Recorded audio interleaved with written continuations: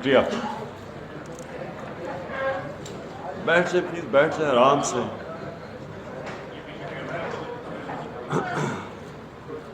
بسم اللہ الرحمن الرحیم. ایاک نعبد و ایاک نستعین. میں نے آج خاص اب سب کو انویٹیشن دلوایا ارسلان سے اور فرقان سے. میں یہ چاہتا تھا کہ آپ سے ملاقات ہو، آپ کی بات چیت بھی سنوں، اور مجھے اندازہ ہے کہ کن مشکل کنڈیشنز میں آپ نے کوریج کی. یہ جو 25 تاریخ کو ہماری مارچ تھی، کیونکہ میں دیکھ رہا تھا کئی چیزیں ادھر ہو رہی تھی جو کنٹینر نہیں دیکھ سکتا تھا، کنٹینر سے کوئی نہیں دیکھ سکتا تھا. لیکن مجھے آہستہ آہستہ پتہ چلتا رہا کہ آپ نے جس جذبے سے اور جس دلیری سے آپ نے کوریج کی، تو اس لیے میں نے کہا کہ میں آج آپ سب کو یہاں بلا کے خراج تحسین پیش کروں.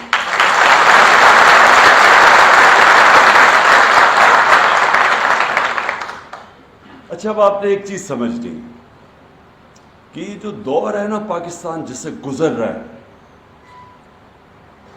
ملک کی زندگی میں بڑے کم ایسا وقت آتا ہے. ان کو ہم جو انگریزی میں وہ ایک ٹرم ہے ڈیفائننگ مومنٹس.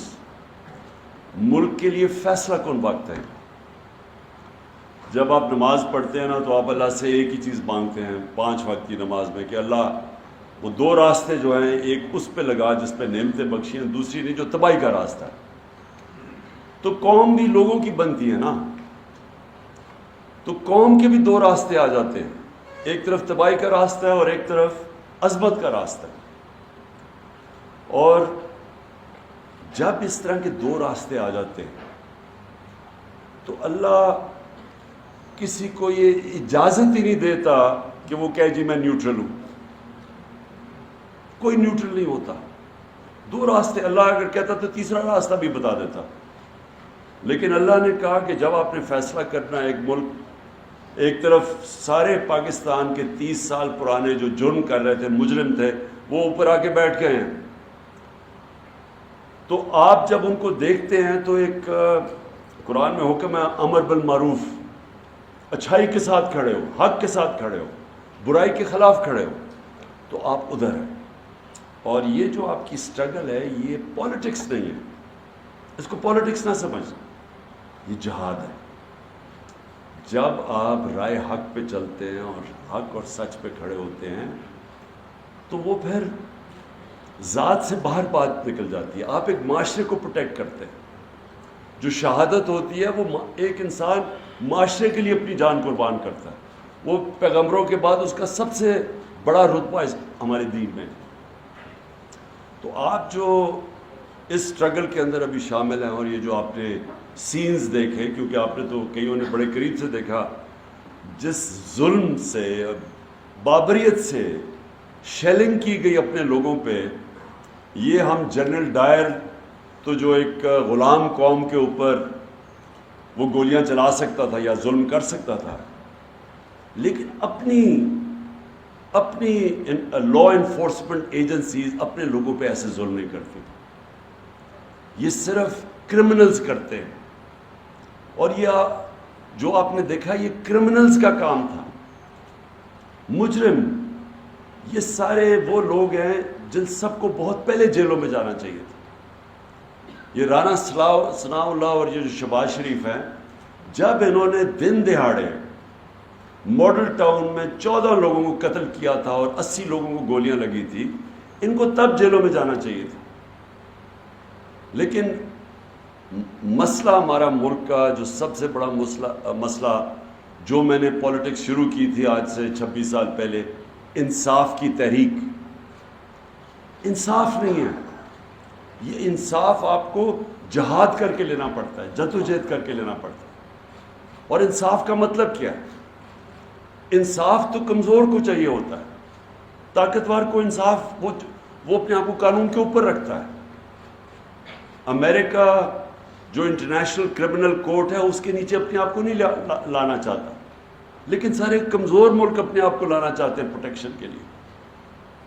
عدالتیں کمزور کو طاقتور سے پروٹیکٹ کرنے کے لیے بنتی ہیں. یہ پلیز آپ نے بڑی امپورٹنٹ چیز سمجھ لی.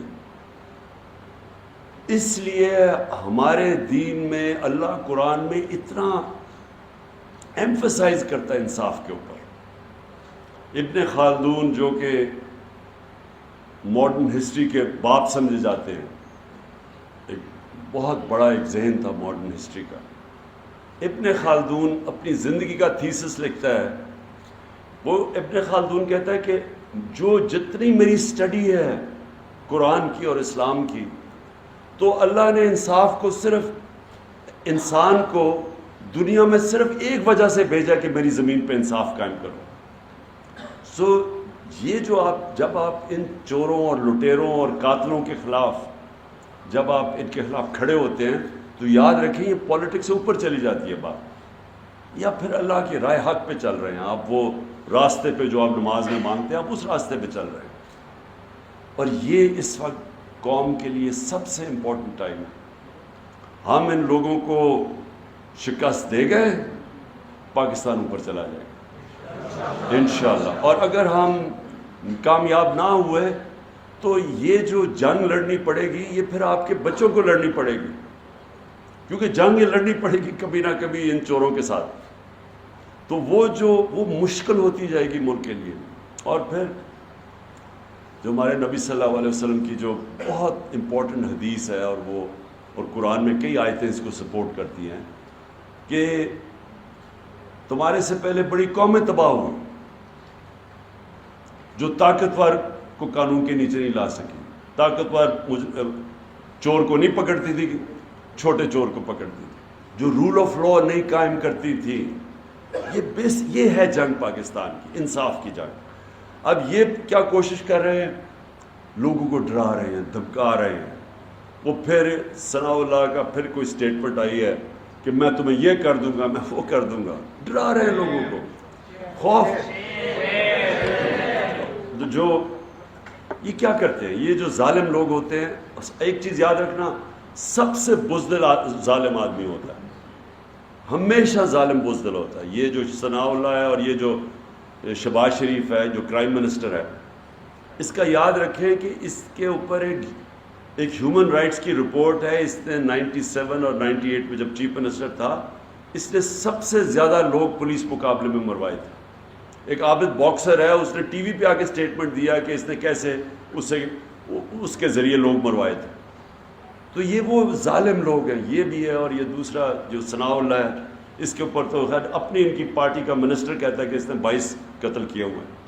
تو اس طرح کے چور اوپر آ کے بیٹھ گئے, مجرم لوگ, اور ان کی کوشش ہے آپ کو ڈرا دیں.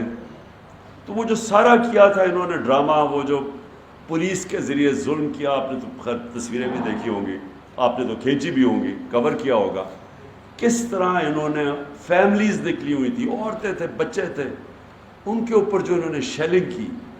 اور وہ چھوڑیں, شیلنگ تو ایک طرف ہے, ہمیں جو کلیکشن آئی ہے شیلز کی, وہ ایک ایسے شیلز کیے تھے وہ صرف دہشت گرد کے خلاف استعمال کرتے ہیں, وہ لوگوں کے اوپر انہوں نے استعمال کیا.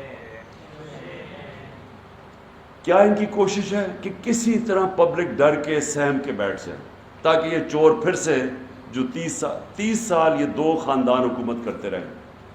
یاد رکھیں پاکستان کے 62 سالوں کے اندر 30 سال فوج نے حکومت کی ہے اور 30 سال ان دو خاندانوں نے کی.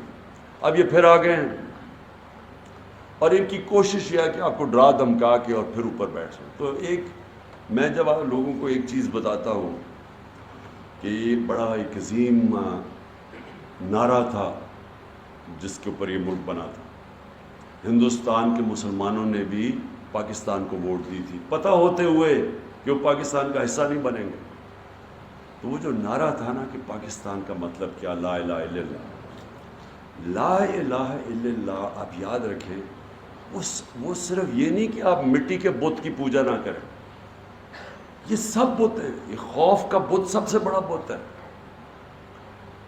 پیسے کا بت ہے کہ جی, اور خوف کے بت کی بھی کہ جی میں ذلیل نہ ہو جاؤں, مجھے کوئی مار نہ دے, مجھے کوئی میری رسک نہ لے لے, میری نوکری نہ چلی جائے.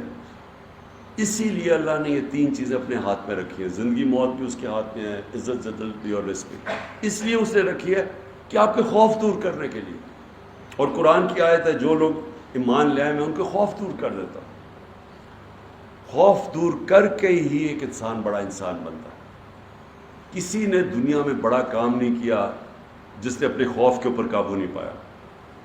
کسی نے نہیں کیا. آج تک میں کوئی کھلاڑی, اتنی دیر میں کرکٹ کھیلتا تھا, میں نے کوئی بڑا کھلاڑی نہیں دیکھا جو گیند لگنے سے ڈرتا تھا, جو ہارنے سے ڈرتا تھا, بولر مارک, کبھی کوئی اس نے بڑا کام نہیں کیا, اوپر نہیں کیا. تو اس لیے یہ یاد رکھیں کہ یہ جو قومیں غلام ہوتی ہیں, 4000 انگریزوں نے 40 کروڑ ہندوستان کے اوپر حکومت کی تھی. 4000 انگریز تھے. خوف کے اوپر لوگ ڈرتے تھے کہ جی کہ ان کا خوف اتنا تھا. اور وہ بھی اسی طرح پولیس کا استعمال کرتے تھے. جو جنرل ڈائر نے گولیاں ماری تھی لوگوں کو جلیانوالہ باغ میں, بڑا فیمس ہے, تو وہ خوف طاری کرنے کے اپنے ملک میں کبھی ان کی جرت ایک آدمی کو گولی مارنے کی نہیں تھی, انکوائری ہو جانی تھی. لیکن کیونکہ غلام تھے تو انہوں نے سب کے سامنے جو قتل عام کی پتہ نہیں 150 لوگوں گولیاں مار کے اس نے جو کیا, وہ خوف طاری کرنے کے لیے. تو سب سے پہلے میں اب چاہتا ہوں کہ ایک چیز سے نکل جائیں باہر. جس طرح میں اس کو جہاد سمجھ کے لڑتا ہوں, مجھے کوئی کسی چیز کا خوف نہیں, کیونکہ میں سمجھتا ہوں کہ یہ ہمارے ملک کے لیے آنے والی ہم اپنی نسلوں کی جنگ لڑ رہے ہیں. آپ نے بھی اسی اسپرٹ سے اس پہ آنا ہے, کیونکہ آپ کو اس کی کوئی فکر نہیں کرنی چاہیے. اور یہ یاد رکھیں, یہ بڑے, میں پھر سے بتاتا ہوں, ان سے بزدل لوگ کوئی نہیں ہے. یہ جب ان کے سامنے کوئی کھڑا ہو جاتا ہے یہ سارے بھاگ جاتے ہیں. تو انشاءاللہ آج سپریم کورٹ کے اندر ہمارا کیس لگا ہوا ہے. ہم سپریم کورٹ سے پہلے پوری ان سے پروٹیکشن چاہ رہے ہیں کہ کیا ہمارے پاکستانیوں کا فنڈامنٹل رائٹ ہے کہ پرامن احتجاج کریں. اب سپریم کورٹ سے یہ بیسک سوال ہے. اور کیا اس طرح کے مجرموں کو آپ اجازت دے سکتے ہیں کہ یہ آپ عورتیں بچے دیکھیں اور ان کے اوپر شیلنگ کریں, اور پتہ نہیں 35,000 شیل مارے انہوں نے, لوگوں کے گھروں میں گھس گئے رات کو, ان کی عورتیں نہ چادر دیواری کی پرواہ, جو انہوں نے حرکتیں کی ہیں پنجاب کے اندر, اور جو پنجاب پولیس کا استعمال کیا ہے, غلط استعمال کیا. تو ہم سپریم کورٹ سے رولنگ لے رہے ہیں, اور اس کے بعد جیسی ان کا فیصلہ آتا ہے اس کے بعد میں اناؤنس کروں گا, پھر ہم نکلیں گے انشاءاللہ. اور اس باری بہت بہتر پلاننگ ہوگی. اس باری ہماری پلاننگ کوئی ٹھیک نہیں تھی. اور پلاننگ اس لیے ٹھیک نہیں تھی کہ ہم اس غلط فہمی میں پڑ گئے کہ سپریم کورٹ نے اس وقت کوئی رولنگ دی تھی, تو ہم نے سمجھا کہ اب راستے صاف ہو جائیں گے, اور ہم نے سمجھا کہ راستے بھی صاف ہو جائیں گے اور یہ چھوڑ بھی دیں گے سب کو. ہمیں کیا پتہ تھا کہ انہوں نے کسی کی پرواہ نہیں کی. تو اس لیے اس باری انشاءاللہ ہم تیاری کر کے جائیں گے, اور اب جو ہم نے غلطیاں کی وہ اب نہیں دیکھیں گے. تو میں نے صرف آج آپ سب کو بلایا اس لیے تھا کہ مجھے پتہ ہے آپ نے کیا کیا سینز دیکھے. مجھے پتہ ہے کئی میں دیکھ رہا ہوں کوئی انجر بھی ہوئے ہیں, اس میں ان کو چوٹیں بھی لگی ہیں اور انجریز بھی ہوئی ہیں, زخمی ہوئے ہیں. تو میں نے آپ کو بس اس لیے صرف آج کہا تھا کہ آپ یہاں آئیں, اور میں اپنے ملک کی طرف سے, اپنی قوم کی طرف سے آپ کو اکنالج کرنا چاہتا ہوں, آپ کو خراج تحسین پیش کرنا چاہتا ہوں.